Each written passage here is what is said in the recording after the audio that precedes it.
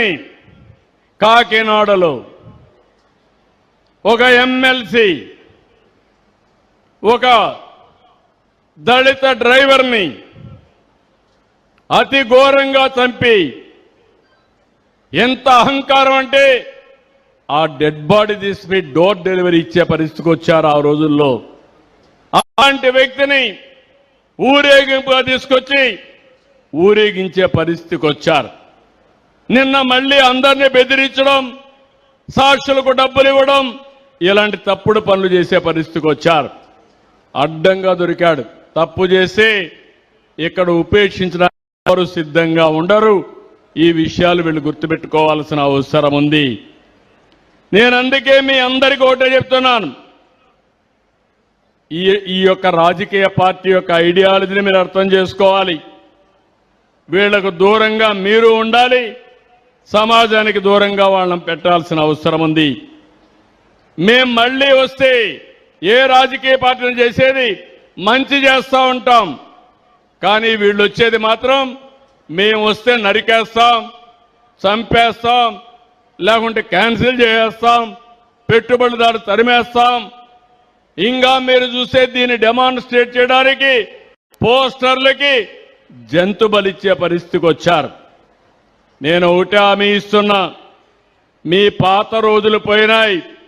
బెదిరింపులకు ఎవరు భయపడరు. ప్రజలు పూర్తిగా చేంజ్ అయ్యారు, చైతన్యంతో ఉన్నారు.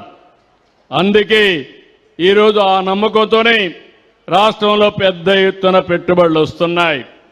ఈ రాష్ట్రం అద్భుతమైన వనరులకి, నిపుణులకి, బ్రహ్మాండమైన యువతకి, అదే మాదిరిగా మీ స్ఫూర్తికి మనస్ఫూర్తిగా అభినందనలు. నా మీద నమ్మకం పెట్టుకొని మీరందరూ భూములు ఇచ్చారు. మళ్ళీ మళ్ళీ ఆమె ఇస్తున్న భూమి ఇచ్చిన మీకెవ్వరికీ నష్టం జరగకుండా మిమ్మల్ని పైకి తీసుకొచ్చే బాధ్యత, అన్ని విధాలు ఆదుకునే బాధ్యత ఈ ప్రభుత్వానిది. నేను అందుకే ఒక మాట చెప్పాను, ఒక నమ్మకం, ఒక అమరావతికి ల్యాండ్ కావాలంటే 29,000 మంది రైతుల ముందుకొచ్చి 33,000 ఎకరాలు భూమి ఇచ్చారు. ఆ రైతులకు అన్యాయం జరగల, వాళ్ళ జీవితాల్లో మార్పు వస్తుంది. సమైక్య ఆంధ్రప్రదేశ్లో ఆ రోజుట్లోనే నేను ఒక ఎయిర్పోర్ట్ కట్టాలంటే 5,000 ఎకరాలు భూమి శంషాబాద్లో ఇచ్చారు. నేను ఆ రోజు కూడా చెప్పాను, మీరిక్కడ భూమి ఇచ్చారు, పక్కనే భూమి కొనుక్కోండి, వ్యాపారాలు పెట్టుకోండి, మీ జీవితాల్లో వెలుగులు వస్తాయని చెప్పా. నన్ను నమ్మారు, భూమి ఇచ్చారు, చెప్పింది చేశారు.